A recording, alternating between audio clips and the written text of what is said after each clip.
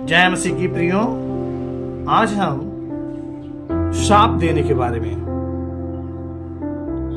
Bible क्या कहती है आज हम देखेंगे।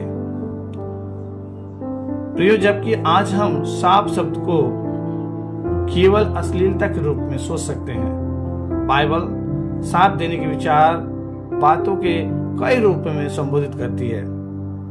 बाइबल के संदर्भ में शाप देने को किसी दूसरे व्यक्ति का बुरा चाहने या उनके बारे में झूठ फैलाने के रूप में माना जा सकता है।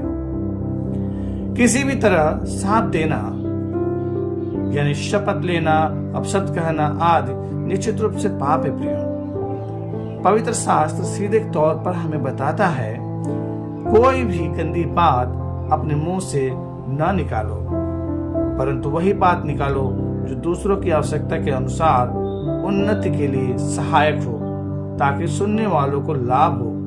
प्रियो, ये इफिसियों 4:29 में लिखा है। प्रियो, बाइबल हमें निर्देश देती है कि हम उन्हें आशीर्वाद दें और शाप न दें। यह हमारा जो शाप देने की आदत है, हम छोटी छोटी बातों में शापित कर देते हैं लोगों को। अपने बच्चों को अपशब्द बोल देते हैं, अपने पड़ोसियों को अपशब्द बोल देते हैं, अपने साथ रहने वाले लोगों को शापित कर देते हैं। तो ये उचित नहीं है। प्रियो, ये रोमियो 12:14 में लिखा हुआ है, उन्हें आशीर्वाद दें और शाप न दें। और हमें चेतावनी देता है कि जो कोई जीवन से प्रेम रखना और अच्छे दिन देखना चाहता है, उसे अपने जीव को बुराई से और अपने होठों को कपटपूर्ण बातों से दूर रखना चाहिए। ये 1 पतरस 3:10 में कहता है परमेश्वर। कपटपूर्ण बातों से हमें दूर रहना चाहिए। प्रियो, बुराई से दूर रहना चाहिए। अक्सर हम जब दो लोग बीच में मिलते हैं तो हम किसी के बारे में बुराई करना शुरू कर देते हैं। प्रियो, जो ये परमेश्वर के हमें बिल्कुल खिलाफ लेके जाता है। परमेश्वर ईसाइयों को स्पष्ट रूप से निर्देश देता है कि वे शाप न दें या शपथ न लें। छोटी छोटी बातों पे आज हम कसम खा लेते हैं, झूठ बोलते हैं। प्रियो, लेकिन हमें ऐसा नहीं करना चाहिए। यीशु ने याकूब 3 में यह स्पष्ट किया कि एक ईसाई की पहचान उनके बातों में है। जीभ से हम अपने प्रभु और पिता की स्तुति करते हैं और इसके साथ हम मनुष्यों को शाप देते हैं जो परमेश्वर की समानता में बनाए गए हैं। एक ही मुंह से आओ प्रशंसा भी करें और कोसे भी। मेरे भाइयों, ऐसा नहीं होना चाहिए।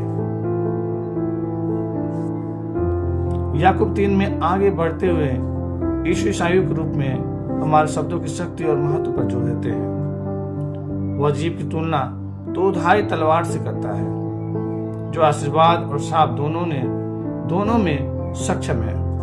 दोधारी तलवार जो बोलते हैं हम कई बार, सच में ये दोधारी तलवार की तरह काम करता है। जिस तरह एक झरना ताजा और खारा पानी दोनों नहीं पैदा कर सकता, उसी तरह हमारी वाणी में हमारे दिल की पवित्रता झलकनी चाहिए। प्रियो, इसीलिए मसीह के अनुयायियों के रूप में हमें अपनी जीभ की रक्षा करने और दूसरों को अपमानित करने या शाप देने वाले शब्दों के बजाय प्यार, प्रोत्साहन और शिक्षा के शब्द बोलने के लिए बुलाया जाता है। प्रियो, जैसे एक अंजीर का पेड़ जैतून या अंगूर की लता में अंजीर नहीं उगा सकता, वैसे ही हमारी वाणी को हमारे विश्वास की प्रकृति को प्रतिबिंबित करना चाहिए, फल पैदा करना चाहिए। प्रियो, ऐसे फल पैदा करना चाहिए जो दूसरों के लिए आशीष का कारण बन जाए, जो यीशु की शिक्षाओं के अनुरूप हो। इसलिए आइए हम अपने शब्दों के प्रभाव के प्रति सचेत रहें और उनका उपयोग परमेश्वर की महिमा करने और अपने आसपास के लोगों का भला करने का प्रयास करें। मेरे प्रियो, गाली देना, अपशब्द कहना या बुरे शब्दों का प्रयोग करना हमारे लिए पाप क्यों है? यह मायने रखता है क्योंकि यह हमारे दिल की स्थिति और हमारी वाणी के संबंध में परमेश्वर की आज्ञाओं के प्रति हमारी आज्ञाकारिता को दर्शाता है। हमारे शब्द केवल बिना सोचे समझे अभिव्यक्त नहीं है। वे हमारे हृदय की गहराइयों में खुलने वाली खिड़कियां हैं, जैसा कि यीशु मत्ती 15:18 और 19 में सिखाते हैं प्रियो। परंतु जो मुंह से निकलता है वह हृदय से निकलता है और वह मनुष्य को अशुद्ध करता है, क्योंकि बुरे विचार, हत्या, परस्त्रीगमन, व्यभिचार, चोरी, झूठी गवाही और निंदा हृदय से ही निकलती है प्रियो। इसलिए हम जिस भाषा का उपयोग करना चुनते हैं वो हमारे आंतरिक स्थिति को दर्शाती है। यदि हमारा हृदय प्रेम, दया और पवित्रता से भरा है तो हमारे शब्द उसे प्रतिबिंबित करेंगे।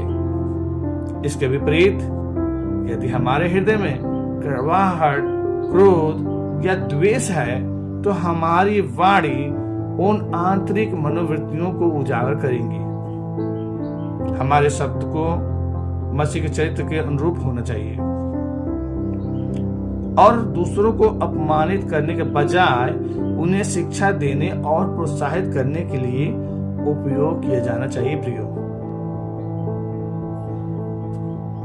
जब आप साथ देने के बारे में बाइबल की ये आयतें पढ़ते हैं तो याद रखें कि आज्ञाकारिता में हमारा अंतिम लक्ष्य है परमेश्वर का सम्मान करना और उसकी इच्छा के अनुसार जीवन जीना।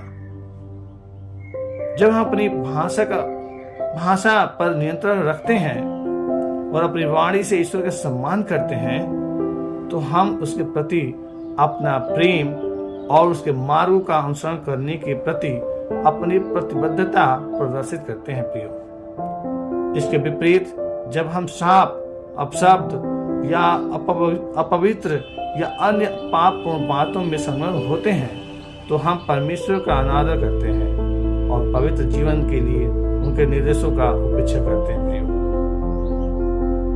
तो आज आप और हमें सोचना है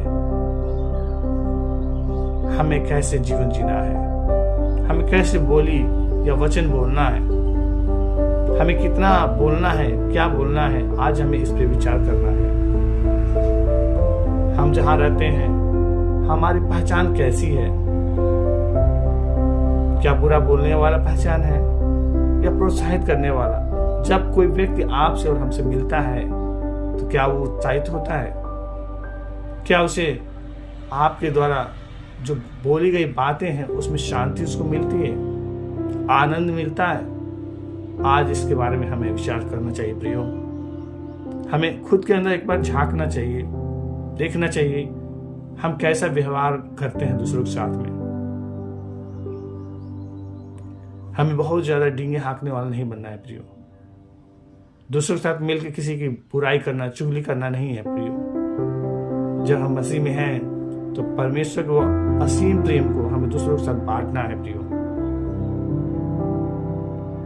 हमें खुद में एक बड़ा बदलाव लाना है।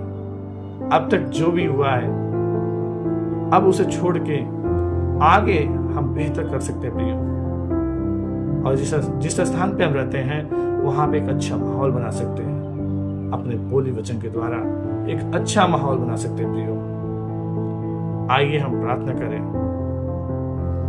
स्वर्गीय पिता, आपको धन्यवाद देते हैं कि आपने हमें अपने उत्तम वचन के द्वारा हमसे बात किया प्रभु। हमें अपने मुख के जो वाणी है प्रभु उसमें नियंत्रण करना सिखाइए प्रभु। हम वही बोली वचन बोले प्रभु जो आपको भाता हो प्रभु, और दूसरे के जीवन में सकारात्मक ऊर्जा भरता हो प्रभु, प्रोत्साहन देता हो प्रभु। वही शब्द हमारे मुख से निकलने पाए प्रभु। ये तभी संभव होगा प्रभु जब आप अपने सामर्थ्य द्वारा हमें सिखाएंगे प्रभु। बिना आपके सामर्थ्य के परमेश्वर हम कुछ भी नहीं कर सकते हैं। बिना आपके सामर्थ्य के प्रभु हम खुद के ऊपर नियंत्रण नहीं कर सकते प्रभु। इसलिए प्रभु जी, आज जितने भाई बहन इस वचन को सुने हैं, ये जो वीडियोस को देख रहे हैं प्रभु, आज उनके जीवन में एक बड़ा बदलाव आने पाए प्रभु। आज से उनके मुख से बेहतर बातें निकलने पाए प्रभु, अच्छी बातें निकलने पाए प्रभु। वो कभी किसी को शापित न करे प्रभु, कभी किसी को दुखी न करे प्रभु, कभी किसी को निराश न करे, बल्कि वो प्रोत्साहित करे प्रभु, उत्साहित करे प्रभु। दूसरों के लिए शांति की बातें निकालने पाए प्रभु। हे पिता, हमारे होठों को छूइए और इसे शुद्ध कीजिए प्रभु। आपके पवित्र लहू के द्वारा धोकर एक नया बना दीजिए प्रभु। जैसा आपको वचन में कहता है, ये पुरानी बातें बीत गई, सब कुछ नया हो गया है। जो मसीह में है नई सृष्टि है। प्रभु, हमें हमारे होठों को नया कर दीजिए प्रभु। आज से हमारे होठ सिर्फ पवित्र बातें निकाले प्रभु, सिर्फ अच्छी बातें निकाले प्रभु। विश्वास करते प्रभु, आपने हमारी विनती को सुना, ग्रहण किया। धन्यवाद प्रभु यीशु के मीठे मधुर नाम में हम मांगते हैं। सुनिए, दया से कबूल कीजिए। आमीन। एक बार फिर से प्रभु यीशु के अद्भुत और सामर्थ्य नाम में आप सबको मैं आशीर्वाद करता हूँ। जय मसीह की। इस वचन को ज्यादा से ज्यादा लोगों तक पहुंचाइए, ताकि इसके द्वारा दूसरे के जीवन में भी बदलाव आ सके और परमेश्वर उनके जीवनों में काम कर सके। God bless you.